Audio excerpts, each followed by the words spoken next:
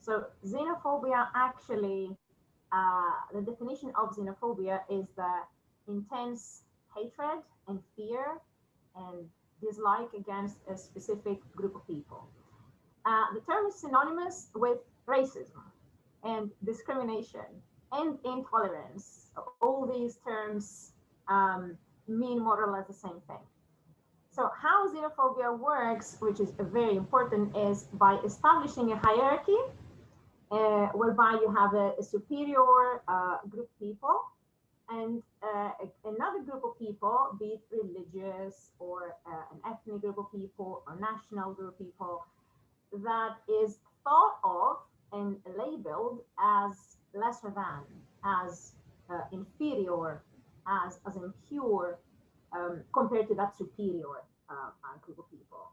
So this hierarchy is created in such a way that this justifies discrimination and rejection and even violence against the thought of as inferior group.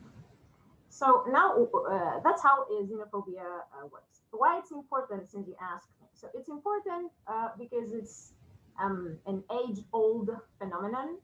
So through history, xenophobia is very old as history, and it's resulted in crimes against humanity. So that's why it's important.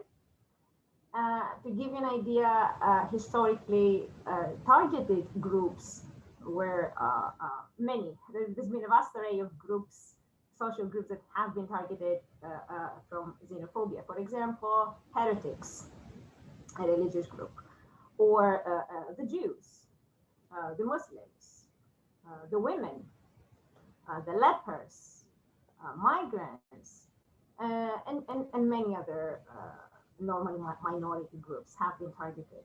So these groups have been turned into outcasts. They've been exiled, they've been persecuted, they've been sent to concentration camps, they've been killed even. So I think xenophobia is very important to study.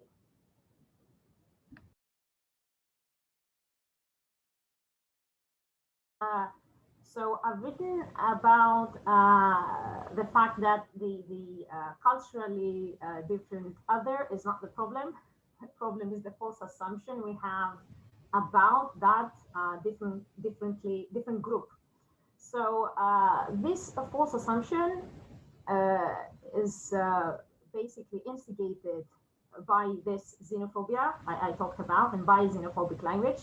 So what happens is that that specific group is given a biased, a one-sided representation. It's represented as 100% negative, and this is a very absolutist and very false, of course, representation. Because in real life, no group of people is just 100% negative. As we all know, there are many different religions in the world. There are many different languages. There are many different ways of dressing, many different types of food. So in one word, there are many different lifestyles, many different cultures. And this is the diversity in the world is a fact. So therefore, it is false to believe this absolutist and one-sided representation of an X group. The goal should be to not to believe, to question whatever false representations we get. And the reason, the way we can do it is through the intercultural dialogue. So through open dialogue, we can give the platform to the other group. We can give them the floor so they can give us their version of the story, their stories in one word.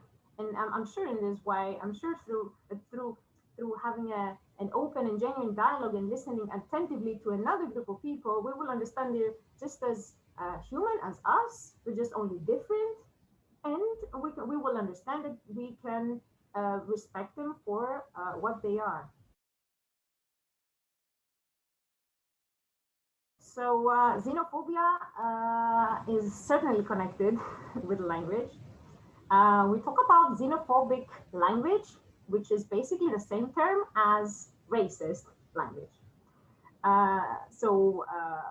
One thing we have to remember about racist or xenophobic language is that it is not random.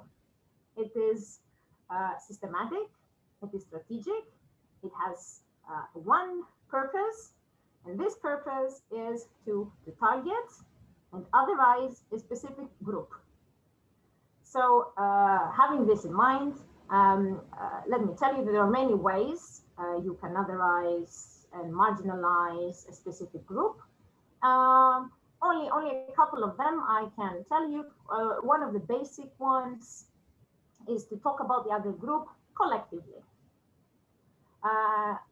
Erasing in such a way, erasing any individual characteristic from that group of people.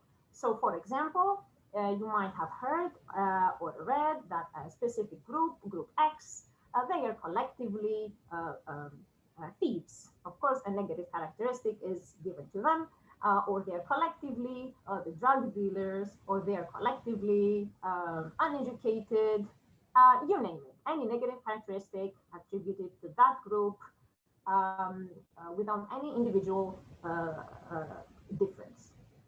So that was one way, collectivization. A second way is trying to dehumanize that group, collectively again. For example, many targeted groups have been called vermin, parasites, cockroaches, and other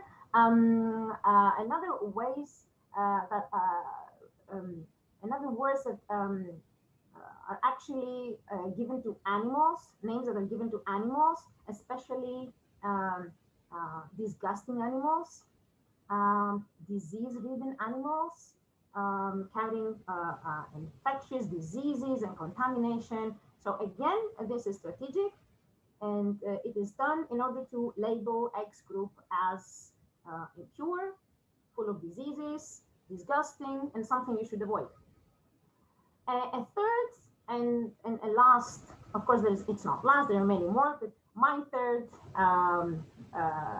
strategy I can tell you about is calling the other group a threat or a burden.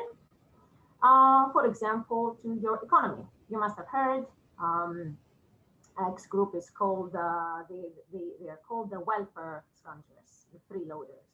Or, oh, they're gonna take our jobs, what are they gonna do? Or a threat to our culture. Oh, they're going to efface our culture from planet Earth. They're gonna intrude into our tradition and religion, and they're gonna somehow change it. Of course, there are many other kinds of threats, burdens, and many other ways that xenophobic language works. But let's keep in mind the one purpose is that it wants to strategically, constantly dehumanize a specific group of real people. It wants to make us forget they're humans. So that's the purpose of xenophobic language.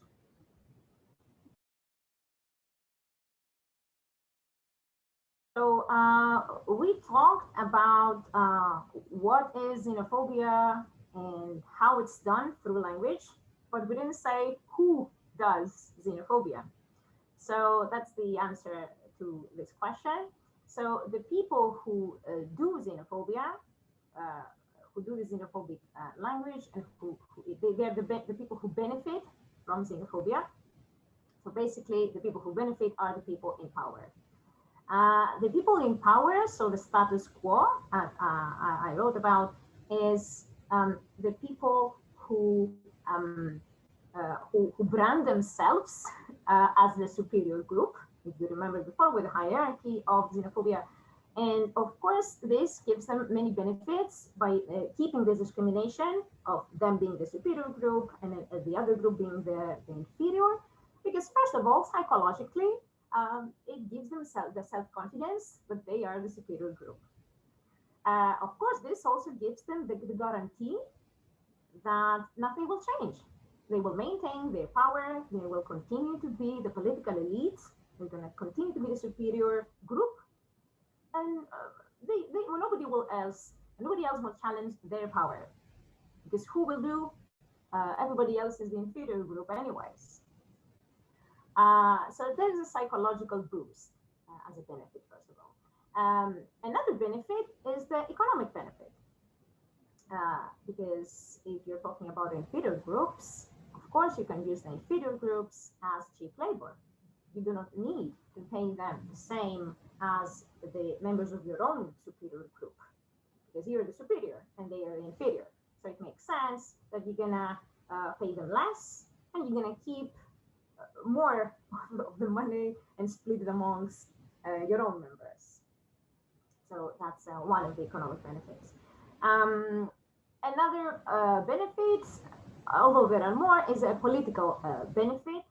For example, if you are the ruling elite, and anything bad that happens under your control, no problem. You always have a very handy scapegoat to blame, and this is the inferior group. Whatever bad happens, it's their blame, it's their fault, and you can easily direct public opinion on them, the inferior group. So these are the people who benefit from keeping this discrimination, the people in power. Now, the other part of the question, so thinking critically about that, means what to do about that. So we know the problem, we know what goes on behind the scenes. Shouldn't we do something about that? Can we do something about that? Yes, we can do something about that, is the answer. We can critically think before we consume. When we, for example, read XYZ negative term on a media outlet, we can ask ourselves, question this linguistic choice. Why is this specific, for example, a social group termed as these negative characteristics so often? We can ask ourselves. We can ask about the vested interests that the people who publish that media outlet have. What are their interests in saying these things about that specific group of people? We can try and search and find alternative media that give voice to the minority groups. There are media that give the floor, they give a platform to inferior groups so they can have their voice. So they're not muted, they're not passive anymore. So there are ways we can combat this discrimination and this perpetual inequality by the superior group.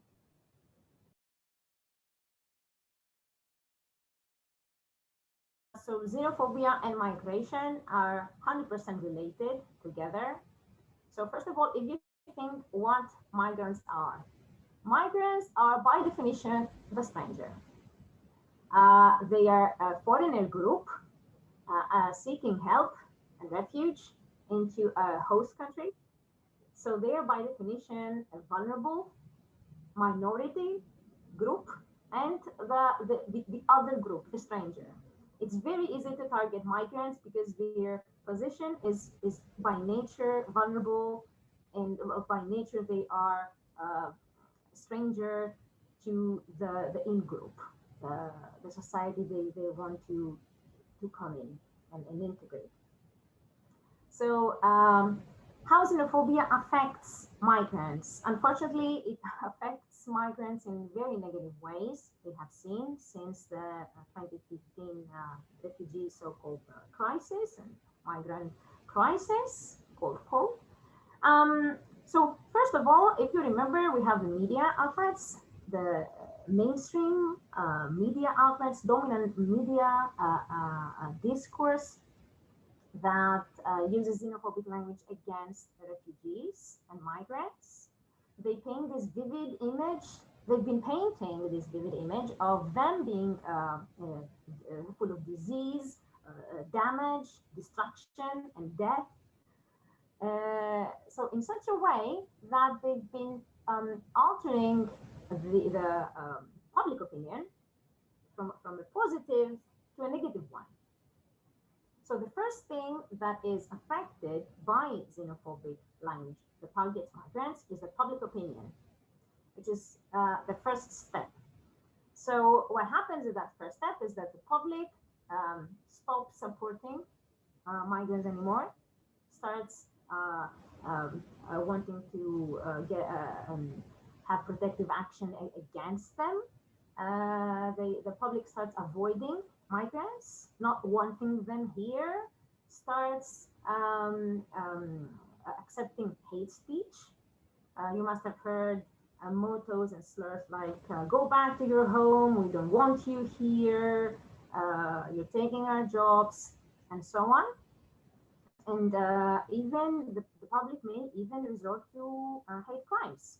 There are many instances of migrants getting attacked by the public, by people from a host country, and even getting killed. So that's one step. The public opinion changes to the worse. The second step is that after public opinion, political support diminishes. If there was political support from the beginning in the first place, so even if there was, now it diminishes because the public doesn't want migrants anymore. So the second step is that migrants lose political support. There are anti-immigration laws implemented, borders get closed, families remain separated, nobody is reunited, politicians, they don't care about migrants anymore, even though they're a minority group, even if they have their human rights, nobody takes any action. It's only lip service from that point on. So, and step 3, as you can understand, is that these migrant groups, they are negatively affected socially, because they are not accepted as a member of the host country. If they manage to get into the host country, they are affected politically, because their rights are not recognized. They're not given any attention, and they are affected psychologically because they are forced to stay in so-called welcoming centers, which is actually concentration camps, for an indefinite period of time, months and years, without support. So they do come from traumatized areas, having this hope for a better life, and they spend an indefinite period of time in lousy conditions, the worst conditions ever. So psychologically, they're very negatively affected as well. And of course, the last thing I would like to add is that they are affected physically because of the hate crimes I mentioned before, which is a very, very important aspect of xenophobic language, because we see the language, the consequences of all this constant and repeated imagery of a negative migrant